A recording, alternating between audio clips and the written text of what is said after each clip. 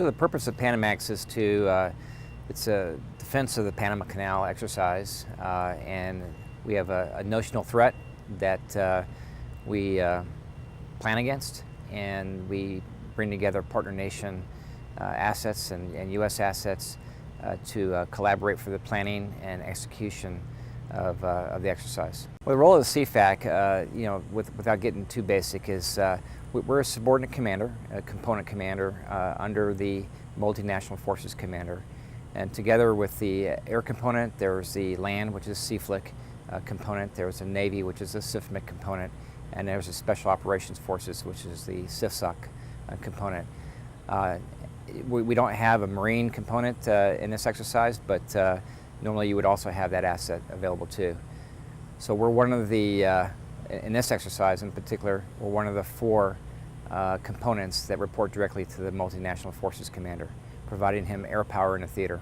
Well, the benefit of working with the partner nations is quite frankly, this is the Joint Operations Area is in Central America, and this is their expertise. This is their area of the hemisphere, and they bring a lot of experiences with utilizing their military forces in those areas, but also with the language and the cultures.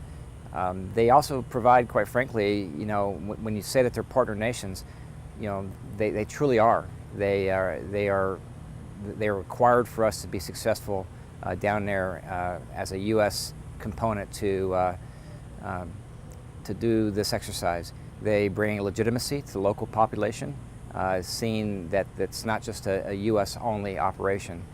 And there's a lot of great learning that's transferred between their air forces and our air forces during an exercise such as this. Having a non-U.S. general as the component commander, as the CFAC, Combined Forces Air Component Commander, again, I go back to the partner nation concept. These are partner nations, so partner doesn't mean that the U.S. does everything. We partner with them, and they have the opportunity here to get out in front, get to pointy in, and have command and control of partner nation air forces. Many of the assets that are actually in theater are from this particular CFAC. It's a 1-star Colombian general officer that actually has been paired up with me for almost 5 months. We first met before the Korean Key Resolve exercise, which is also a coalition exercise with a host nation, Korea. What was unique about that exercise and unique about this CFAC is that Colombia is one of the sending nations for the UN operation in the Korean War, and no other country in South America did that. And so uniquely, he was actually invited by the UN to join me in Key Resolve, and he got to shadow with the CFAC, Lieutenant General O'Shaughnessy, during that exercise, and observe his operations and battle rhythm, and pick up some of the aspects of being a CFAC ahead of time. In addition, he joined me for the second half of the exercise as I was a JACE working in the command post for the CFC commander, which is the equivalent kind of here of the MNFS commander. So he got to see the full spectrum of operations of a major exercise.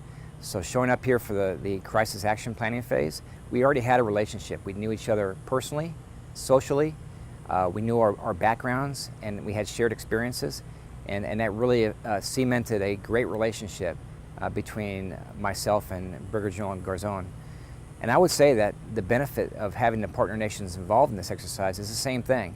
You see the relationships that build between the partner nation airmen that are working side by side with U.S. airmen, and there's exchange of ideas and how they do their job down there and how we do our job here, but also an exchange of cultural ideas that strike relationships that I hope will be long-lasting. So as these airmen go back and they move up the food chain in their rank, and someday they'll be in charge, and they'll have these relationships with our airmen up here in the United States.